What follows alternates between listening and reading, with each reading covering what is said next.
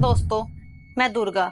शिक्षा में अमीर गरीब का भेदभाव क्या ये देश का भविष्य बर्बाद कर रहा है? दोस्तों, भारत में शिक्षा का सपना हर बच्चे का हक है, लेकिन क्या ये हम सबको बराबर मिलता है? एक तरफ चमचमाते प्राइवेट स्कूल जहाँ हर सुविधा, और दूसरी तरफ सरकारी स्कूल जहाँ ना बेंच है, ना किताबें, ना टीचर।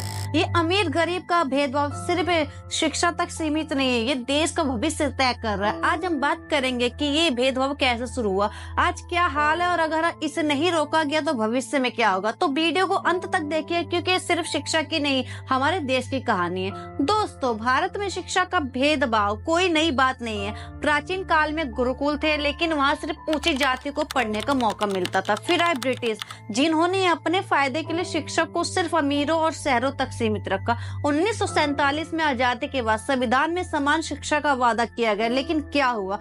1950 के दशक में भी गांवों में स्कूल नहीं थे, और जो थे वहां गरीबों के बच्चों को भेदभाव का सामना करना पड़ता था।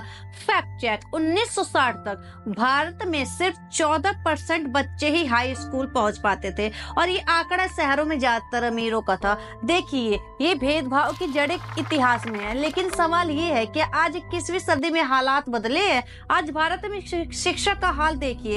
एक तरफ प्राइवेट स्कूल जहाँ सालाना फीस 5 लाख तक है, दूसरी तरफ सरकारी स्कूल जहाँ 50% स्कूल में पीने का पानी तक नहीं है। फैक्ट: 2023 के ASCR रिपोर्ट के मुताबिक ग्रामीण भारत में 26% सरकारी स्कूलों में बिजली नहीं है। गरीब परिवार के बच्चे अगर स्कूल जाते भी है तो उन्हें क्वालिटी एजुकेशन नहीं मिलता, और अगर वो कॉलेज पहुंचते हैं तो वहाँ भी भेदभाव। प्राइवेट यूनिवर्सिटी में पढ़ने की फीस गरीबों के लिए सपना है, और ये सिर्फ स्कूल कॉलेज की बात नहीं है। गोदी मीडिया इस भेदभाव को छुपाने में लगा है। वो कभी नहीं दिखाएगा कि कैसे गरीब बच्चे शिक्षा से वंचित है।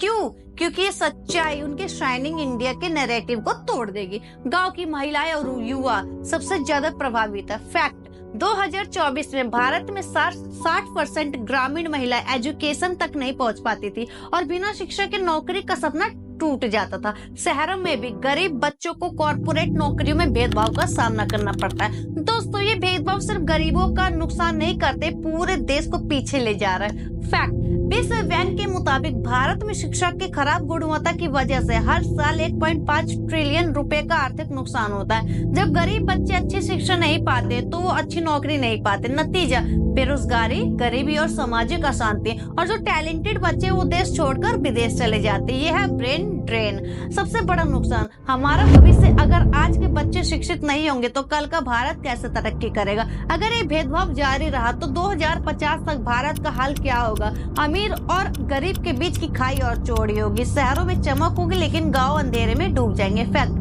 UNESCO की एक रिपोर्ट कहती है, अगर शिक्षा में सुधार नहीं हुआ तो भारत 2030 तक अपने SDG टारगेट्स को पूरा नहीं कर पाएगा। लेकिन दोस्तों, एक उम्मीद भी है। अगर हम आज शिक्षा को बराबर करने की दिशा में काम करें तो भारत दुनिया की सबसे बड़ी टैलेंट हब बन सकता है। सपना ये है कि हर बच्चे को, चाहे वो गांव का हो या शहर का हो, अमीर हो या गरीब, बराबर शिक्षा मिले। और इसके लिए हमें क्या करना चाहिए, चलिए देखते हैं।